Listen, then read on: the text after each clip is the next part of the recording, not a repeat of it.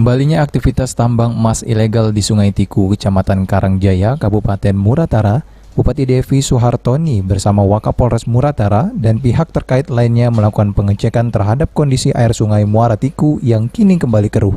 Pemkab Muratara sendiri segera meminta DLHP Muratara untuk melakukan pengecekan terhadap air sungai tersebut dan juga akan melakukan pendataan terhadap masyarakat yang menderita penyakit tumor maupun kanker di Kabupaten Muratara.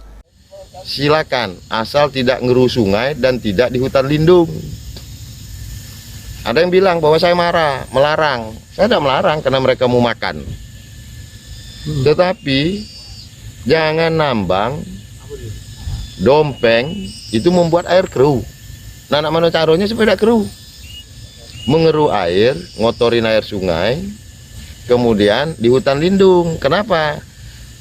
Karena kalau airnya keruh itu pencemaran dan itu adalah kejahatan lingkungan hidup. Kedua, kalau di hutan lindung, sini Pak, di hutan lindung kan tidak boleh aturannya. Karena kalau ada merkuri itu akan bermasalah untuk masyarakatnya Pak ya? Iya. Contoh sekarang kita kan punya rumah singgah tuh. Banyak orang Muratara yang pergi ke rumah singgah itu kena tumor. Sementara itu, Wakapolres Muratara mengatakan pihaknya akan berkoordinasi kepada dinas terkait atas temuan zat-zat yang tidak bisa dikonsumsi di air sungai akibat penambangan emas ilegal dan perlu ditindak. Kami akan koordinasi dulu dengan dinas terkait, dan ini dinas lingkungan hidup kan.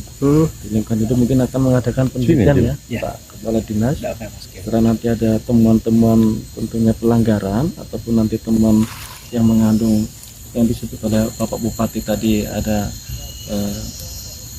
barang zat-zat yang tidak bisa dikonsumsi oleh masyarakat, ya tentunya nanti kita akan melakukan penindakan.